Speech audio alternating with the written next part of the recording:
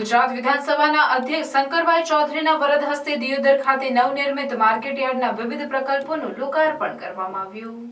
ગુજરાત વિધાનસભાના અધ્યક્ષ શંકરભાઈ ચૌધરીના વરદ હસ્તે દિયોદર ખાતે નવનિર્મિત માર્કેટયાર્ડના વિવિધ પ્રકલ્પોનું લોકાર્પણ કરવામાં આવ્યું। અધ્યક્ષ શંકરભાઈ ચૌધરીએ માર્કેટયાર્ડના મુખ્ય પ્રવેશદ્વાર સરદાર પટેલની પ્રતિમાનું અનાવરણ, ભોજનાલય, ઓફિસ બિલ્ડિંગ અને ખેડૂત વિશ્રામ ગૃહનું લોકાર્પણ કર્યું તેમજ રિમોટ દ્વારા દિયોદર માર્કેટયાર્ડના લોગોને ખુલ્લો મૂક્યો હતો। આ પ્રસંગે અધ્યક્ષ શંકરભાઈ ચૌધરીએ જણાવ્યું કે બનાસકાંઠા જિલ્લાનું સહકારી ક્ષેત્રનું સંગઠિત માળખું દેશ દુનિયામાં બેમિસાલ છે।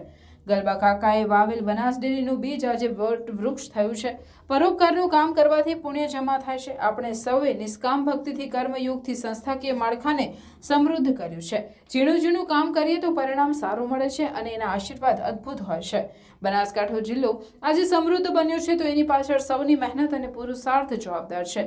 પ્રધાનમંત્રી નરેન્દ્રભાઈ મોદીના નેતૃત્વને દેશ દુનિયાએ સ્વીકાર્યું છે ત્યારે આપણે સૌએ તેમના વિકસિત ભારતના સંકલ્પને સાકાર કરવા સહયોગી બનવું પડશે। ગુજરાતનો સમય સારો છે એવા સૌને સહભાગી બનવા અને સારા સમયનો લાભ લેવાની અપીલ સાથે દિયોદર વાસીઓને નવીન માર્કેટયાર્ડ અને અન્ય સુવિધાઓ મળવા બદલ અભિનંદન પાઠવ્યા હતા। સાંસદ પરબતભાઈ પટેલે જણાવ્યું કે વડાપ્રધાન નરેન્દ્રભાઈ મોદીએ કૃષિ મહોત્સવ, ગરીબ કલ્યાણ મેળાઓ, કિસાન સન્માન નિધિ, નલ સે જલ, ઉજ્જવલા યોજના, સુજલામ સુફલામ જેવી અનેક યોજનાઓથી છેવાડાના માનવીઓનું કલ્યાણ કર્યું છે। આજે કેન્દ્ર અને રાજ્ય સરકારની અનેક કલ્યાણકારી યોજના થકી દેશના દરેક વર્ગના લોકોના જીવન ધોરણ બદલાયા છે। આ પ્રસંગે ધારાસભ્ય માવજીભાઈ દેસાઈ, પૂર્વ ધારાસભ્ય શિવાભાઈ ભુરિયા, અનિલભાઈ માળી, એપીએમસી દિયોદરના ચેરમેન માલાભાઈ ચૌધરી, ડોક્ટર રેખાબેન ચૌધરી સહિત માર્કેટયાર્ડના ડિરેક્ટરો, વેપારીઓ અને ખેડૂતો મોટી સંખ્યામાં ઉપસ્થિત રહ્યા હતા।